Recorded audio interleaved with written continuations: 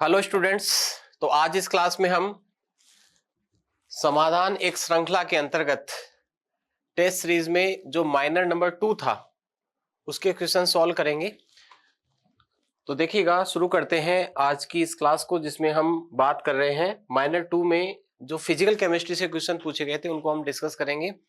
उनमें से जो क्वेश्चंस जिनमें आपको प्रॉब्लम आई या फिर ऐसे क्वेश्चन जिनमें आप ऑब्जेक्शन लगाए गए आपके द्वारा, उन क्वेश्चंस को यहाँ पे हम डिस्कस करेंगे। तो देखिएगा, इस माइनर नंबर 2 में है ना, माइनर 2 की बात कर रहे हैं। पिछली क्लास में हमने माइनर 1 की बात की थी। माइनर 2 में फिजिकल केमिस्ट्री में आपको एक तो सरफेस केमिस्ट्री वाली यूनिट दी गई थी और एक केमिकल काइनेटिक्स वाली यूनिट इसके अंतर्गत हमने आपको दी थी। तो शुरू करते हैं। देखिएगा, इस क्लास को ज्यादा समय आपका यहाँ पर खराब नहीं करेंगे, हम सीधा क्वेश्चन पे आते हैं। माइनर 2 में सरफेस केमिस्ट्री से क्वेश्चन पूछे गए थे और क्वेश्चन नंबर 1 आप देख रहे हैं आपके पेपर का 73 नंबर का क्वेश्चन था। Surface chemistry plus chemical kinetics की हम यहाँ पे बात करेंगे।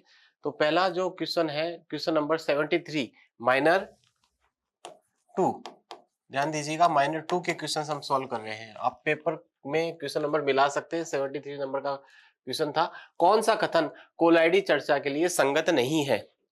कौन सा कथन कोलाइडी चर्चा के लिए संगत नहीं है, ऐसा आपसे पूछा गया। तो हम कथन पढ़ते हैं। देखिएगा, पहला कथन है सोडियम एल्यूमिनियम सिलिकेट कठोर जल के मृदुकरण में प्रयुक्त होता है।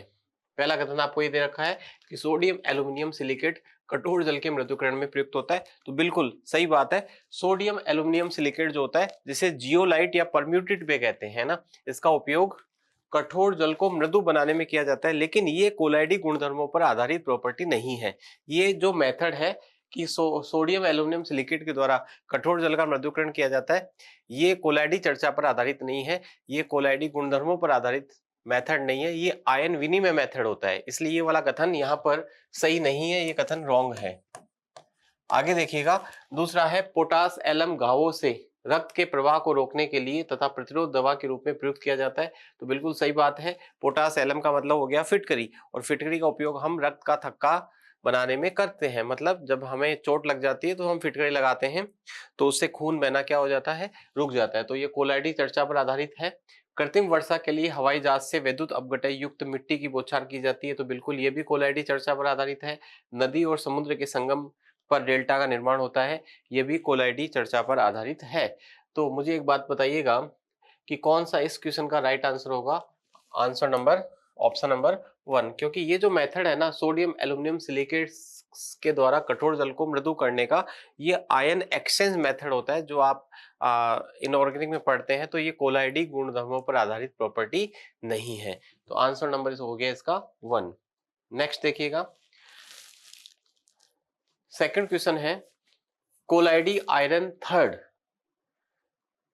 तथा कोलाइडी गोल्ड की परिक्षिप्त प्रावस्थाएं क्रमशः धनावेशित तथा ऋण आवेशित है, कौन सा कथन गलत है?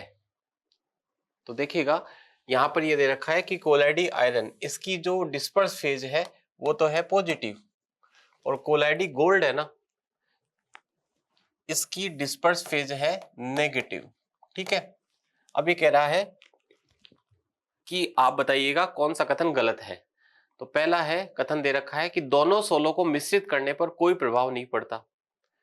तो जब आप एक धनावेशित सोल को ऋणावेशित सोल में मिक्स करोगे तो दोनों सोलों के आवेश जो है ना, वो क्या हो जाएंगे, नष्ट हो जाएंगे। एक दूसरे के आवेश को वो क्या कर देंगे, नष्ट। और आवेश नष्ट करते ही कोलाइडी कणों का क्या हो जाएगा, स्कंदन। तो कोई प्रभाव नहीं पड़ता, ये कथन सही नहीं है इसका, है ना, ये कथन गलत हो गया। प्रभाव पड़ेगा, बिल्कुल पड़ेगा। क्या होगा, कोगुलेशन होगा। क्यों? क्योंकि जो धनावेशित कोलोइड है वो ऋणावेशित कोलोइड के साथ मिलकर के एक दूसरे के आवेश को वो क्या करेंगे, नष्ट करेंगे। और नष्ट करेंगे तो बताओ उनका क्या होगा, स्कंदन होगा। सेकंड कथन क्या है, विद्युत कण संचलन से दोनों सोल का स्कंदन किया जा सकता है। तो बिल्कुल हम जानते हैं विद्युत कण संचरण की जो प्रक्रिया होती है वो कोलाइडी कणों को क्या करती है, स्कंदित कर देती है। क्योंकि विद्युत कण संचरण में कोलाइडी कणों का आवेश क्या हो जाता है, नष्ट हो जाता है। ऐसा अपन ने पढ़ रखा है। मैग्नीशियम क्लोराइड विलियन, मैग्नीशियम क्लोराइड विलियन यानी Mg+2 और Cl-। Iron third hydroxide sol की तुलना में गोल्ड सोल को अधिक स्कंदित करता है। तो बिल्कुल ये कथन भी सही है, क्योंकि देखो गोल्ड सोल है ना वो नेगेटिव होता है, गोल्ड सोल क्या होता है, नेगेटिव। और आयरन थर्ड हाइड्रोक्साइड सोल कैसा है बताओ, पॉजिटिव है। तो जब हम मैग्नीशियम क्लोराइड की बात करेंगे तो पॉजिटिव सोल को स्कंदित करने के लिए मैग्नीशियम क्लोराइड के क्लोराइड आयन काम में आएंगे, और क्लोराइड आयन पे -1 आवेश है।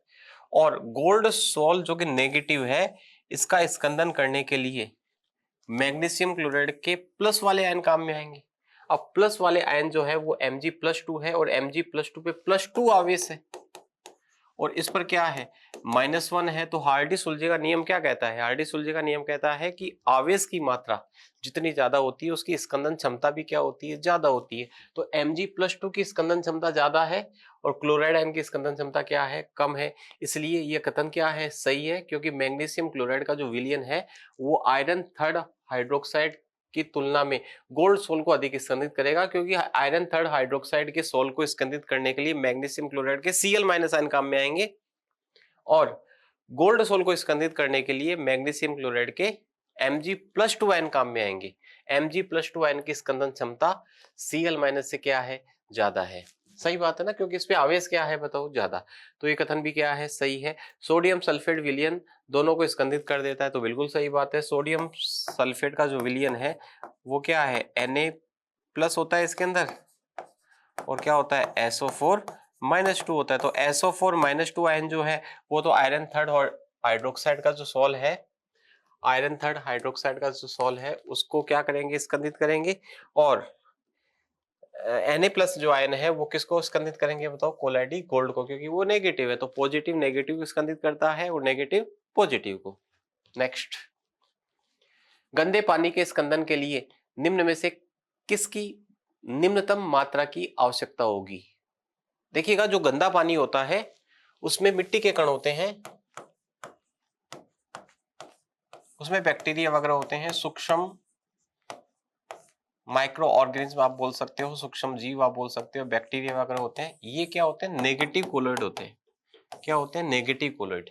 ठीक है, गंदे पानी में मिट्टी वगैरह है या फिर सूक्ष्म जो जीव होते हैं, अदृश्य जीव हम इनको जो बोल सकते हैं, वो जो जीव होते हैं वो नेगेटिव कोलोइड होते हैं। कैसे होते हैं, नेगेटिव कोलोइड होते हैं। अब नेगेटिव कोलोइड को स्कंदित करने के लिए हमें पॉजिटिव आयन की जरूरत होगी। तो पॉजिटिव आयन देखो, इसमें क्या है, Al+3 है, इसमें K+ है, इसमें H+ है, और इसमें क्या है, Na+ है। तो बताओ इन चारों में से सबसे ज्यादा स्कंदन क्षमता किसकी होगी, सबसे ज्यादा स्कंदन क्षमता होगी AlCl3। और जिसकी स्कंदन क्षमता ज्यादा होगी ना, उसकी मात्रा क्या चाहिए बताओ, कम चाहिए। स्कंदन क्षमता बढ़ने पर स्कंदन मान क्या हो जाता है, कम हो जाता है। तो जिसकी स्कंदन क्षमता ज्यादा होगी, स्कंदन क्षमता सबसे ज्यादा किसकी है, AlCl3 की है। तो AlCl3 की कम मात्रा ही गंदे जल को, अधिक गंदे जल को, जो मिट्टी है उसको नीचे बिठाने में क्या आ जाएगी, यूज आ जाएगी। समझ में आ रही बात।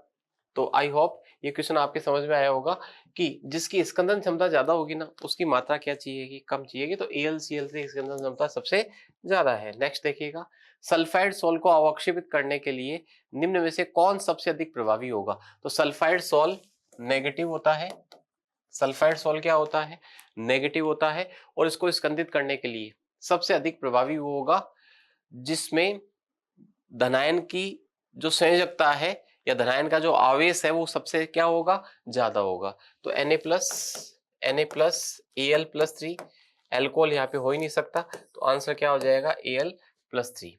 क्यों, क्योंकि यहाँ पर एल्यूमिनियम का जो आवेश है वो सबसे ज्यादा है, और एल्यूमिनियम का आवेश ज्यादा होने पर है ना, स्कंदन क्षमता क्या होगी, ज्यादा। हार्डी-सुलजे का नियम याद कीजिएगा, जिस आयन की संयोजकता जितनी अधिक होती है उसकी स्कंदन क्षमता भी उतनी क्या होती है, ज्यादा होती है।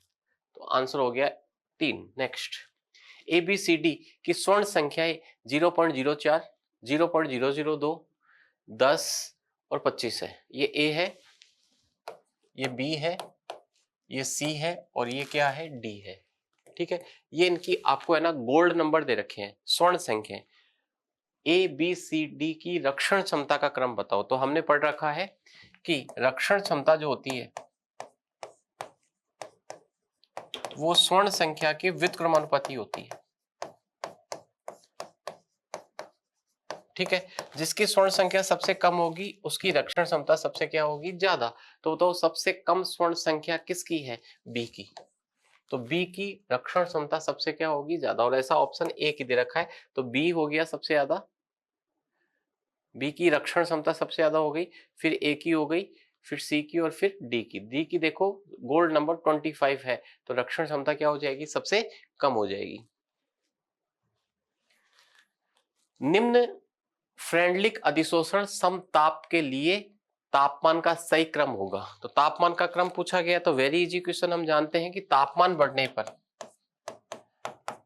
जो भौतिक अधिशोषण की मात्रा है वो कम होती है ना। तापमान बढ़ने पर x/m क्या हो जाता है, कम हो जाता है। सही बात है, टेम्परेचर बढ़ाएंगे तो भौतिक अधिशोषण की मात्रा में क्या आएगी, कमी आएगी। अब यहाँ पे आपको ये कह रहा है कि T1, T2 और T3 का क्रम बताओ। तो देखिएगा, जिस ग्राफ जो ग्राफ सबसे ऊपर होगा, जो ग्राफ सबसे ऊपर होगा उसका x/m सबसे ज्यादा होगा, और उसका अगर x/m ज्यादा है तो उसका टेम्परेचर क्या होगा, कम, क्योंकि दोनों एक दूसरे के क्या होते हैं, व्युत्क्रमानुपाती। x/m व्युत्क्रमानुपाती किसके होता है, t के। t अगर बढ़ेगा तो x/m क्या होगा, कम, और अगर t घटेगा तो x/m क्या होगा, ज्यादा। मतलब x/m जितना ज्यादा होगा उसका टेम्परेचर उतना ही क्या होगा, कम होगा। तो जो ग्राफ सबसे ऊपर है उसका x/m तो ज्यादा है, x/m ज्यादा है तो उसका टेम्परेचर क्या होगा बताओ, कम हो जाएगा। तो ये टेम्परेचर सबसे कम होगा, और सबसे ज्यादा टेम्परेचर कौन सा होगा, T3, क्योंकि T3 अगर ज्यादा है तो उसका x/m देखो कम है, इसका x/m ज्यादा है। ये x/m, ये x/m और ये x/m। तो बताइएगा, जिसका टेम्परेचर कम है उसका x/m क्या है, ज्यादा। सही बात है। तो जहां पे x/m आपको ज्यादा दिखाई दे रहा है वहां पे टेम्परेचर क्या होगा, कम होगा। तो सबसे कम T1 होगा और सबसे ज्यादा कौन सा होगा, T3। तो आंसर हो जाएगा ऑप्शन नंबर 2। नेक्स्ट, रासायनिक अभिक्रिया 2O3 से बना 3O2 निम्न प्रकार से संपन्न होती है। ये इसकी मैकेनिज्म दे रखी है, और आपसे पूछ रहा है कि इस अभिक्रिया के लिए दर नियम का व्यंजक क्या होगा, है ना, नियम है ये, दर नियम का व्यंजक पूछा है। तो सबसे पहली बात देखिएगा, ये जो अभिक्रिया है ना, ये एक जटिल अभिक्रिया है, और जटिल अभिक्रिया भी मैंने आपको दो प्रकार की बताई थी। एक वो अभिक्रिया है जिसमें मध्यवर्ती बनता है, और एक वो अभिक्रिया जिसमें मध्यवर्ती नहीं होता। तो इस रिएक्शन में ध्यान से देखिएगा, पहला पद फास्ट है और दूसरा क्या है, स्लो। पहला पद फास्ट हो और दूसरा स्लो हो, और फास्ट पद का, फास्ट वाले स्टेप का जो प्रोडक्ट है वो स्लो वाले स्टेप के रिएक्टेंट के साथ अगर मैच खाता है तो वो क्या होता है, इंटरमीडिएट होता है। तो इसमें देखो इंटरमीडिएट है ऑक्सीजन। तो हम इस टाइप की जो रिएक्शंस होती है उनके लिए रेट कैसे निकालते हैं वो सुनिएगा। रेट निकालने के लिए हमें क्या करना है, सबसे पहले जो आपका फास्ट स्टेप है ना उसके लिए आपको के इक्यू लिख लेना है। तो फास्ट स्टेप के लिए के इक्यू निकालेंगे अपन। के इक्यू का मतलब होता है साम्य नियतांक। साम्य नियतांक कैसे निकालेंगे बताओ, O2 O डिवाइडेड बाई बोलो O3। सही बात है। साम्य नियतांक निकालने के लिए हम क्या करते हैं, प्रोडक्ट की कॉन्सेंट्रेशन बटा रिएक्टेंट की कॉन्सेंट्रेशन। सही बात है। और यहां से हम O की वैल्यू निकाल लेंगे मध्यवर्ती की। बताओ मध्यवर्ती की कॉन्सेंट्रेशन कितनी आएगी, मध्यवर्ती कॉन्सेंट्रेशन आएगी के इक्यू इंटू O3 डिवाइडेड बाई बोलो O2। ठीक है। अब हम क्या करते हैं, जो स्लो स्टेप है ना, स्लो स्टेप के लिए रेट लिख लेते हैं। तो स्लो स्टेप के लिए रेट बोलो। स्लो स्टेप के लिए रेट होगा के ओ, रिएक्टेंट की फॉर्म में लिखी जाती है O3। ठीक है। अब जो हमने फास्ट स्टेप से O की कॉन्सेंट्रेशन निकाली है वो हम यहां पर पुट कर देंगे। तो के O की कॉन्सेंट्रेशन बोलो, के इक्यू, है ना, O की जगह लिख रहे हैं अपन, तो के इक्यू O3 डिवाइडेड बाई O2। सही है। इनटू बाई बोलो, ये किसकी जगह लिख रहे हैं अपन, रेट अपन ने कहां से लिखी, स्लो स्टेप से लिखी है। ध्यान से सुनिएगा, कहां से लिखी है अपन ने, स्लो स्टेप से। ठीक है। फिर हमने किसकी कॉन्सेंट्रेशन लिख दी बताओ, O की। के तो है ना यहाँ पर, के तो ये वाला हो गया, के इस O की जगह लिख दिया ये के इक्यू O3 O2। आगे बताओ क्या है, O3 है। सही बात है। तो इस के और के क्यू को गुणा करके एक नया कांस्टेंट बना दिया जिसको अपन ने बोल दिया के। ठीक है, इन दोनों की जगह मैंने के लिख दिया। O3 का तो क्या हो गया बताओ, स्क्वायर हो गया, और O2 का क्या हो गया बताओ, -1। तो ये इसकी क्या आ गई, रेट आ गई। तो ऑप्शन नंबर हो जाएगा इसका 2।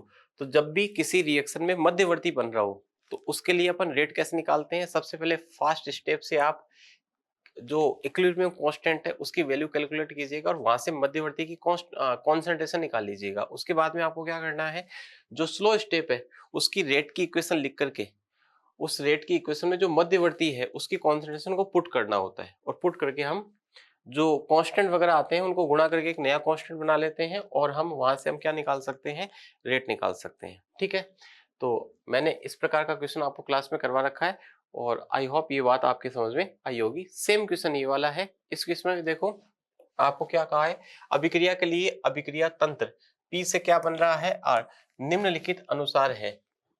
P से क्या बन रहा है 2Q, और 2Q प्लस P से क्या बन रहा है R। तो देखो पहला पद फास्ट है और दूसरा क्या है, स्लो।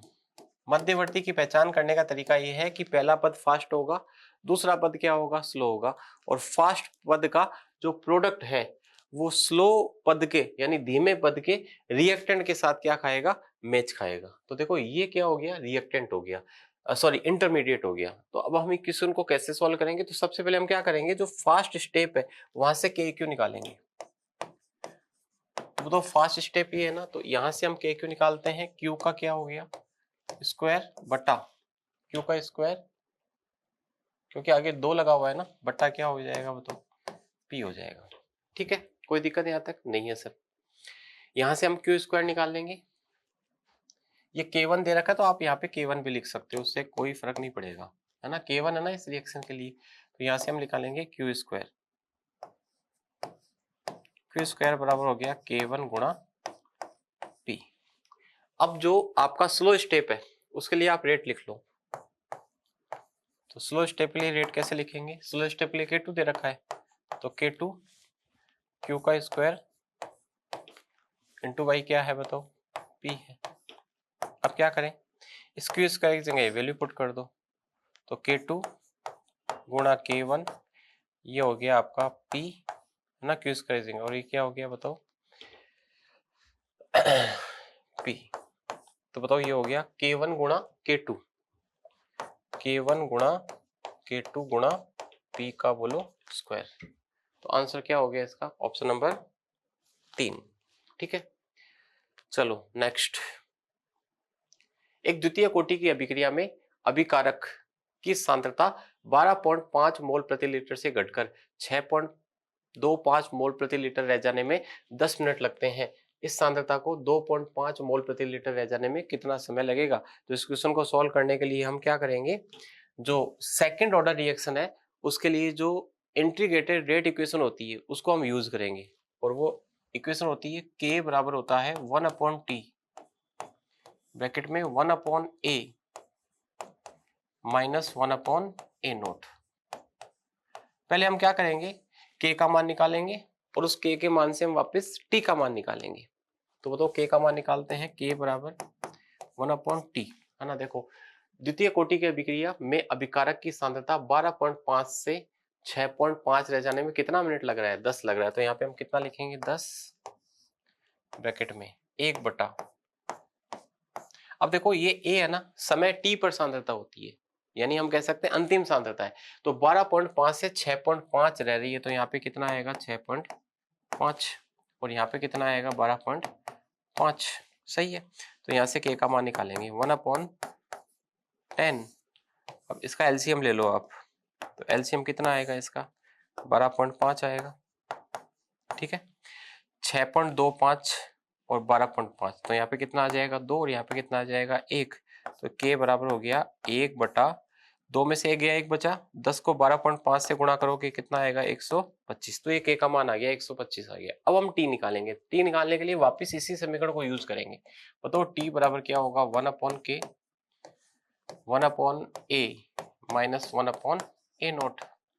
सही है, तो T बराबर देखो T बराबर 1/K का मान बोलो है ना, 1/K, K की जगह 1/125 लिखोगे तो वो 125 गुणा में आ जाएगा यहाँ पर। सही है, बताओ 1/K ए का मान बोलूं, है ना। अंतिम सांद्रता आप कितनी है बताओ, 2.5 है, तो यहाँ पे 2.5 आएगा। और प्रारंभिक कितनी ली थी, 12.5। तो टी बराबर 1/100, सॉरी टी बराबर हो गया 125। बताओ यहाँ पर एलसीएम बोलो कितना आएगा, 12.5। सही है, यहाँ पे आ जाएगा 5, यहाँ पे आ जाएगा 1। तो ये हो गया टी बराबर 125/12.5 गुणा बोलो कितना हो गया, 4। इस पॉइंट को हटाओगे तो यहाँ पे 4 के आगे 0 लगेगा, यानी उत्तर कितना आ जाएगा, 40 मिनट। तो इसका करेक्ट आंसर हो गया ऑप्शन नंबर 3। आई होप कोई दिक्कत इसमें नहीं होनी चाहिए। नेक्स्ट, हाइड्रोजन और आयोडीन मोनोक्लोराइड के मध्य क्रिया को निम्न अभिक्रिया द्वारा प्रदर्शित किया जाता है। हाइड्रोजन और आयोडीन मोनोक्लोराइड की अभिक्रिया हो रही है और बन रहा है 2HCl प्लस I2 गैस। यह अभिक्रिया H2 के लिए प्रथम कोटि की और ICl के लिए भी प्रथम कोटि की अभिक्रिया है ना। यह अभिक्रिया जो है H2 के प्रति भी फर्स्ट ऑर्डर की है और ICl के प्रति भी फर्स्ट ऑर्डर की है। निम्न में से कौन सी क्रिया विधि उपरोक्त तथ्य के आधार पर दी जा सकती है। तो 2 क्रिया विधि आपको दी गई है और पूछा गया है कि कौन सी क्रिया विधि सही है, केवल एक, केवल दो, एक व दोनों ही, ना तो एक ना ही दो। तो ध्यान से देखिएगा, पहली क्रिया विधि को अगर हम ध्यान से देखें तो ये क्रिया विधि एक ही पद में हो रही है और एक पद में हो रही है, इसका मतलब यहां पर हम ये कहेंगे कि इस अभिकारक का गुणांक 1 और इस अभिकारक का गुणांक कितना है, 2। इसका मतलब H2 के प्रति तो कोटि 1 है और ICl के प्रति कोटि कितनी है, 2। ठीक है, जबकि इसमें कह रहा है कि H2 के लिए प्रथम कोटि की और ICl के लिए प्रथम कोटि की होनी चाहिए। इसका मतलब क्रिया विधि एक तो गलत हो गई, क्रिया विधि एक गलत हो गई क्योंकि क्रिया विधि एक में H2 के प्रति कोटि 1 आ रही है और ICl के प्रति कोटि कितनी आ रही है, 2 आ रही है। अब क्रिया विधि सेकंड देखो, क्रिया विधि सेकंड की अगर हम बात करें तो इस क्रिया विधि में H2 plus 2ICl is equal to HCl plus HI। Actual में हुआ क्या कि इसमें ये जो 2 लगा हुआ है ना, ये नहीं होना चाहिए, ये बाय मिस्टेक यहाँ पर लिखा गया, इस वजह से ये क्वेश्चन जो है स्टार मार्क होगा। ठीक है, तो H2 प्लस ICl, तो बताओ HI क्या बन रहा है, HI, और HCl क्या बन रहा है, HCl। HI प्लस ICl, ये फर्स्ट, ये वाला जो स्टेप है वो कैसा है, फास्ट है, और ये कैसा है, स्लो। तो हम जानते हैं कोई भी कॉम्प्लेक्स रिएक्शन होती है ना जिसमें मध्यवर्ती नहीं बनता, उस रिएक्शन की रेट हम स्लो स्टेप के द्वारा बताते हैं। तो इसका जो स्लो स्टेप है उसमें H2 का एक मॉलिक्यूल है और ICl का भी कितना है, एक। इसका मतलब इसके प्रति कोटि एक और इसके प्रति भी कोटि कितनी है, एक। सही बात है, लेकिन ये 2 लगा हुआ है, इस वजह से क्वेश्चन स्टार मार्क होना चाहिए। ठीक है, ये 2 नहीं हो अगर यहाँ पर तो इसका आंसर क्या होगा, केवल सेकंड। तो आंसर हो गया 2। आई होप अब आपकी बात समझ में आ गई होगी। स्लो स्टेप के द्वारा हम किसी रिएक्शन की रेट ऑफ रिएक्शन बता सकते हैं, उसकी रेट बता सकते हैं कि रेट कितने अणुओं की सांद्रता पर डिपेंड करेगी। नेक्स्ट देखो, एक दी गई अभिक्रिया में अग्र अभिक्रिया के लिए सक्रिय ऊर्जा 80 किलो जूल प्रति मोल है तथा अभिक्रिया के लिए डेल्टा H 40 किलो जूल प्रति मोल है। एक उत्प्रेरक सक्रिय ऊर्जा EAF को 20 किलो जूल प्रति मोल से कम कर देता है। व्युत्क्रम अभिक्रिया के लिए उत्प्रेरक के पहले और उत्प्रेरक को मिलाने के बाद सक्रिय ऊर्जा का क्या पूछा गया आपसे, अनुपात पूछा गया है। तो मुझे एक बात बताइएगा, सबसे पहले तो मुझे बताओ आप कि ये रिएक्शन जो है वो उष्माशोषी है कि उष्माक्षेपी है।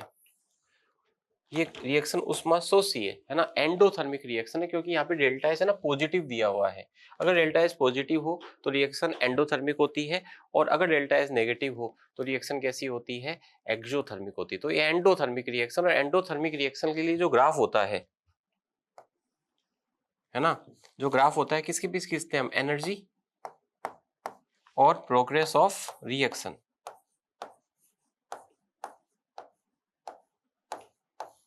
जिसे हम कहते हैं एनर्जी प्रोफाइल डायग्राम। तो ये ग्राफ ऐसे होता है, देखो जैसे यहां से शुरू करेंगे ऊपर जाएगा, अगर एंडोथर्मिक ग्राफ है तो ऊपर आ जाएगा, और अगर एक्सोथर्मिक का ग्राफ है तो ये ग्राफ कहाँ आएगा बताओ, नीचे आएगा। सही बात है, तो ये ग्राफ कहाँ रह जाएगा बताओ, ऊपर रह गया ऐसे। ठीक है, अब ये कह रहा है कि जो अग्र अभिक्रिया है उसके लिए जो सक्रिय ऊर्जा है उसका मान कितना है बताओ। उसका मान दे रखा है आपको 80 किलो कैलोरी, है ना। 80 किलो कैलोरी है, किलो जूल है, सॉरी 80 किलो जूल। तो ये कितना है बताओ, 80। ठीक है। और अभिक्रिया के लिए डेल्टा एच का मान दे रखा है 40। तो ये देखो ये डेल्टा एच हो गया, ये क्या हो गया डेल्टा एच ना, यही होता है ना। ये जो एनर्जी का गैप होता है इसको हम क्या कहते हैं, डेल्टा एच कहते हैं। ये कितना हो गया बताओ, 40। ठीक है। अगर ये 80 है और ये 40 है ना, ये पूरा डिस्टेंस कितना है, 80 है, ये कितना है 40, तो ये कितना होगा, ये कितना होगा सर, ये 40 ही होगा। सही है ना, क्योंकि 40 + 40 = क्या हो गया, 80 हो गया। ठीक है। अब आगे पढ़ो। एक उत्प्रेरक सक्रिय ऊर्जा को 20 किलो जूल प्रति मोल से कम कर देता है। तो आपने क्या किया, इस अभिक्रिया में उत्प्रेरक मिलाया, उत्प्रेरक मिलाते ही क्या हुआ, इसने अभिक्रिया की सक्रिय ऊर्जा को कम कर दिया। तो कम किया तो बताओ ये कितनी रह गई, पहले 80 थी, तो अब अग्र अभिक्रिया की सक्रिय ऊर्जा कितनी रह गई, 60। सही है ना, कितनी रह जाएगी बताओ, 60 रह जाएगी। तो ये पूछ रहा है कि व्युत्क्रम अभिक्रिया के लिए जो रिवर्स रिएक्शन हो रही है ना, रिवर्स रिएक्शन अपन ये वाली मानते हैं, इधर से लेके इधर आते हैं ना, वो रिवर्स होती है, इधर से इधर जाते हैं तो वो क्या होती है, फॉरवर्ड होती है। तो रिवर्स रिएक्शन के लिए उत्प्रेरक के पहले और उत्प्रेरक मिलाने के बाद में सक्रिय ऊर्जा का अनुपात बताओ। तो मुझे एक बात बताओ कि व्युत्क्रम अभिक्रिया के लिए उत्प्रेरक मिलाने से पहले, है ना, बिफोर एडिंग कैटालिस्ट, कैटालिस्ट को मिलाने से पहले, कैटालिस्ट को मिलाने से पहले जो व्युत्क्रम अभिक्रिया थी, रिवर्स रिएक्शन थी, उसके लिए सक्रिय ऊर्जा का मान कितना था, 40 था। तो ये था, इसको 1 मान लेते हैं अपन, कितना था 40, है ना, किलो जूल प्रति मोल। और उत्प्रेरक मिलाने के बाद में, अब उत्प्रेरक मिलाने के बाद में सक्रिय ऊर्जा कितनी हो जाएगी, ध्यान से देखिएगा। देखो उत्प्रेरक मिलाने के बाद में सक्रिय ऊर्जा है ना, ये देखो उत्प्रेरक मिलाया तो ये ग्राफ पहले ऊपर जा रहा था, अब ये ग्राफ थोड़ा नीचे आ गया, तो ये वाला जो डिस्टेंस है वो कितना होगा, ये वाला, ध्यान से देखिएगा, है ना। ये पहले टोटल कितना था, टोटल कितना था बताओ, यहां से लेकर यहां तक कितना था, ये था पूरा 80। 80 के बाद में क्या हुआ, जैसे ही आपने उत्प्रेरक मिलाया तो ये नीचे आ गया ग्राफ, तो ये कितना रह गया 60। ये पूरा 80 था, अब ये कितना रह गया, 60 रह गया। ठीक है, ये तो अग्र अभिक्रिया की बात होगी। प्रतिप अभिक्रिया की बात करें तो मुझे एक बात बताओ, यहां से लेकर यहां तक का ये कितना था बताओ, 40 था ना, 40 था। अब ये 20 कम कर रहा है कि ये 20 घट गई, तो बताओ ये कितना रह गया, अभी 20 ही रह जाएगा। ये कितना रह जाएगा बताओ, 20, पहले 40 था तो 20 कम हो गई तो कितनी रह गई, 20, तो ये 2 हो गई 20, और 40 और 20 का अनुपात निकालोगे कितना आएगा, 2। तो उत्तर हो गया ऑप्शन नंबर 4। नेक्स्ट, टक्कर आवर्ती जेड का मान कब घटेगा। तो टक्कर आवर्ती का फॉर्मूला होता है जेड बराबर 2n² sigma square 8 pi KT divided by mu की पावर 1/2, है ना। ये जेड है। तो समानी द्रव्यमान बढ़ने पर, तो देखो म्यू का मान, समानी द्रव्यमान क्या होता है, म्यू होता है, म्यू बढ़ने पर जेड क्या होता है, कम होता है। तो ये कथन सही है।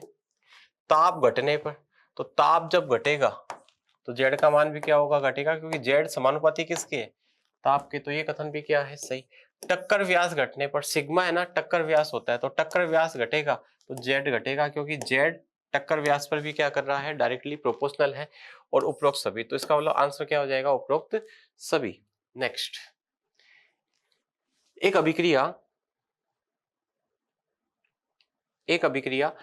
N2 + 3H2 से 2NH3 बन रहा है में NH3 के प्रकट होने की दर 2.5 × 10⁻⁻⁴ मोल प्रति लीटर प्रति सेकंड है।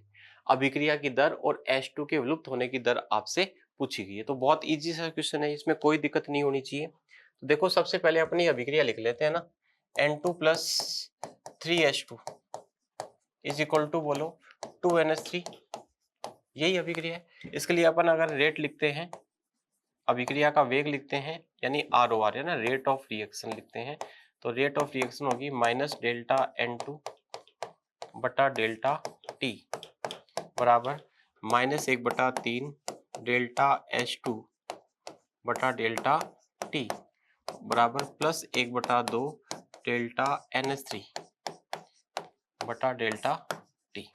सही है। अभी कह रहा है NH3 के प्रकट होने की दर 2.5 गुणा 10⁻⁻4 मोल प्रति लीटर है, यानी आपको है ना डेल्टा NH3 बटा डेल्टा T का मान दे रखा है ना। जब भी किसी अभिकारक के विलुप्त होने का या उत्पाद के बनने का वेग लिखना होना है तो अपन क्या करते हैं, लिखना होता है तो अपन क्या करते हैं, जो गुणांक होते हैं उनको बट्टे में नहीं लेते हैं। तो डेल्टा NH3 बटा डेल्टा T का मान आपको गिवन है 2.5 गुणा 10⁻⁴। ठीक है।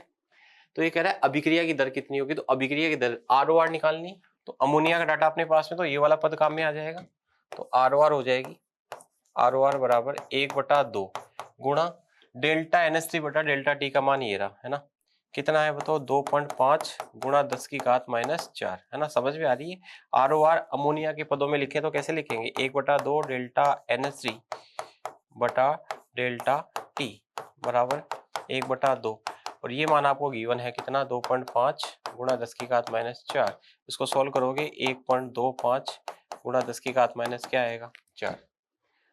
ठीक है, इसका मतलब या तो ये वाला ऑप्शन होगा या फिर ये वाला होगा। अब आगे कह रहा है कि H2 के विलुप्त होने की दर बताओ, तो H2 के विलुप्त होने की दर है ना, H2 के विलुप्त होने की दर होगी माइनस डेल्टा H2 बटा डेल्टा T, यही होगी ना। तो ये चीज हमें निकालनी है, तो इसको निकालने के लिए 3 को किससे गुणा कर दो, ROR से, 3 गुणा ROR, और ROR का मान बताओ, ROR का मान ये रहा 1.25 गुणा 10⁻⁴, और 1.25 को आप जब 3 से गुणा करोगे तो आपका आएगा 3.75 गुणा 10⁻⁴। तो ऑप्शन नंबर क्या हो जाएगा 3 हो जाएगा। तो आई होप ये क्वेश्चन भी आप लोगों के समझ में आया होगा, कोई दिक्कत नहीं है इस क्वेश्चन के अंदर, बहुत इजी सा क्वेश्चन था। ठीक है, तो ये था आपका माइनर 2 में जो क्वेश्चंस थे जिनमें आपको प्रॉब्लम फील हुई, उन क्वेश्चंस का हमने यहाँ पर सॉल्यूशन किया है। ठीक है, तो अभी इतना ही, बाकी मिलते हैं अगली क्लास में। Thank you very much.